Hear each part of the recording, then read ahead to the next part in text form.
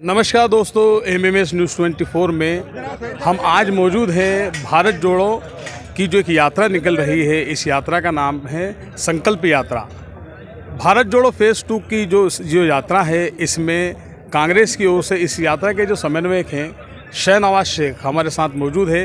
मणिपुर के इम्फाल से निकली ये यात्रा आज मध्य प्रदेश के शाजापुर और देवास के जो छोर है उसके बीच में मौजूद है। उज्जैन का, शाजापुर का और देवास जिलों का जो तीन क्षेत्रों एक पड़ाव है, त्रिवेणी के रूप में इसे देखा जाता है। यहाँ से ये यात्रा महाकाल की नगरी पहुँचेगी। भाई साहब, आप ये बताएं कि ये यात्रा का 52वां दिन है और आपने नेशनल लेवल पर कांग्रेस पार्टी के अलग अलग पदों पर रहे हैं। जो भारत जोड़ो यात्रा थी उसके बाद ये जो दूसरी जो यात्रा है आपकी, इस यात्रा में कितना अंतर महसूस होता है आपको? देखिए, जिस तरह से पूरे देश में नफ़रत का माहौल था, इस नफ़रत के माहौल को मिटाने के लिए राहुल गांधी ने 4000 किलोमीटर की पदयात्रा की। पूरी दुनिया में ऐसा कोई नेता नहीं है, कोई ऐसी पार्टी नहीं जिसने 4000 किलोमीटर की पदयात्रा की, कन्याकुमारी से कश्मीर तक। और ये जो यात्रा है भारत जोड़ो न्याय यात्रा, जो कि मणिपुर से मुंबई तक जाएगी, ये जनता के मुद्दों की लड़ाई है। या इस यात्रा में बात किसकी हो रही है? किसानों की बात हो रही है, महिलाओं पे अत्याचार हो रहा है उस पे बात हो रही है, अग्निवीर पे बात हो रही है, बेरोजगारी पे बात हो रही है, महंगाई पर बात हो रही है, जनता से जुड़े हुए मुद्दों की बात हो रही है। जिस तरह से देश में महंगाई, बेरोजगारी, किसानों के खिलाफ जो कानून बने, जो महिलाओं के खिलाफ अत्याचार हो रहे हैं, ये सब के खिलाफ की ये यात्रा है। ये कोई राजनीतिक यात्रा नहीं है, ये जनता के मुद्दों की यात्रा है। अच्छा, जैसा आप कह रहे हैं ये राजनीतिक यात्रा नहीं है, लेकिन इसमें ज़्यादातर तो कांग्रेस के लोग ही मौजूद हैं। और जो आपका जो आखिरी जो पड़ाव रहेगा मुंबई, वहाँ पर इंडिया गठबंधन के लोग रहेंगे। लेकिन ये जो न्याय की जो बात होती है, लेकिन आप गुजरात से आते हैं, आपके गुजरात के एक बड़े चेहरे अर्जुन मोढवाडिया जी, उन्होंने भी कांग्रेस छोड़ दी है। अपने अरुणाचल प्रदेश के जो वहाँ के जो विधायक दल के नेता थे, उन्होंने छोड़ दी है। कई बड़े नेता छोड़ रहे हैं और आप मध्य प्रदेश में हैं। और आपकी यात्रा के आने के पहले ही यहाँ पर 6 पार्षदों ने भी कांग्रेस छोड़कर, जो छिंदवाड़ा से आते हैं, उन्होंने भाजपा ज्वाइन की। ऐसे में ये न्याय यात्रा का औचित्य क्या लगता है? देखिए, आपके चैनल के माध्यम से मैं ये कहना चाहता हूँ कि न्याय और अन्याय के बीच की लड़ाई है। जब देश में इस तरह से अन्याय बढ़ रहा है तो इसके सामने न्याय के लिए ये यात्रा हो रही है। अब अन्याय की अगर हम बात करें तो अन्याय की शुरुआत तो अंग्रेज़ों के ज़माने से थी।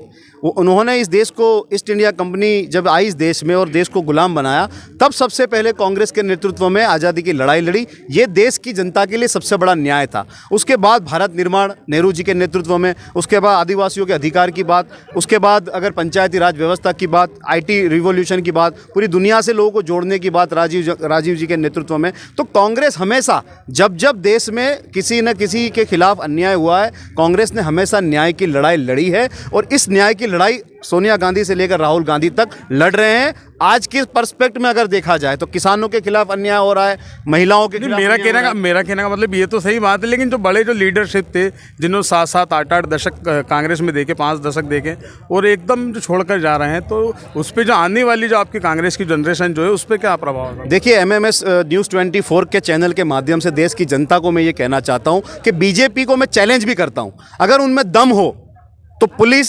CBI, ED, प्रशासन, जो जितना भी एडमिनिस्ट्रेशन है, इसको जो खरीद कर बैठे हैं, अपनी जेब में रख कर बैठे हैं, इसके अलावा फ्री एंड फेयर चुनाव करा लें, 1 to 1 चुनाव करा लें, दूध का दूध और पानी का पानी हो जाएगा। जिस तरह से कांग्रेस के नेताओं को लेने की जरूरत क्यों पड़ रही है? आज अगर भारतीय जनता पार्टी के सांसदों में 100 से अधिक सांसद कांग्रेस गोत्र के हैं, तो ये भारतीय जनता पार्टी के लिए शर्म का विषय है। उनके पास कार्यकर्ता नहीं है, उनके पास लोग नहीं है। क्यों कांग्रेस के नेताओं की जरूरत पड़ रही है? क्यों? क्योंकि पूरे देश में अगर सबसे बड़ी कोई पार्टी है आज भी, भले ही बीजेपी सरकार में है, लेकिन कन्याकुमारी से कश्मीर तक, मणिपुर से मुंबई तक के गाँव में अगर किसी के दिल में कोई पार्टी बसती है तो वो कांग्रेस है। इसीलिए कांग्रेस के कार्यकर्ता और कांग्रेस के नेताओं को ED, CBI, पुलिस प्रशासन से डरा करके, धमका करके, डर दिखा करके वो अपनी तरफ ले रहे हैं, लालच दे करके। पैसा, आपके महंगाई इतनी बढ़ रही है, आपके पास वेतन देने को नहीं है। अग्निवीर, आप डिफेंस का बजट घटा रहे हो, क्या आप कह रहे पैसे नहीं है? और ये जो करोड़ों रुपए में आप जो विधायकों को खरीद रहे हो, ये पैसा कहां से आ रहा है?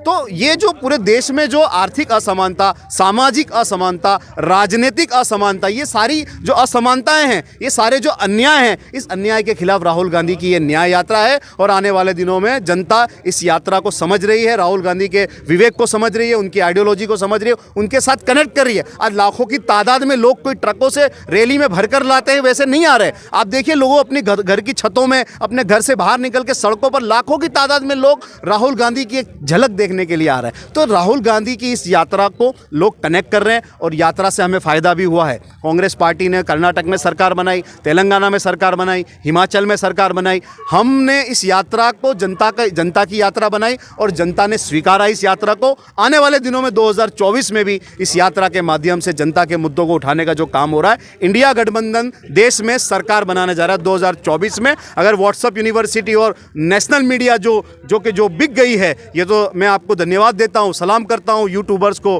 कुछ चैनल्स को, कुछ प्रिंट मीडिया को जो आज भी लोकतंत्र को उन्होंने जीवित रखा है। लेकिन नेशनल मीडिया जिस तरह का बिहेवियर कर रही है, जिस तरह से पूरी तरह से बीजेपी के प्रवक्ता की तरह जो वो लोग बिहेव कर रहे हैं, उसको हट के अगर हम देखेंगे जनता के बीच में, हम लोग दोनों यात्रा में 4000 किलोमीटर की यात्रा हो, चाहे मणिपुर से मुंबई की यात्रा में हम देख रहे हैं लाखों की संख्या में जो जनता बाहर आ रही है, ये जनता इस यात्रा से जुड़ रही है, राहुल गांधी से जुड़ रही है। 2024 में इंडिया गठबंधन की सरकार बनेगी देश में।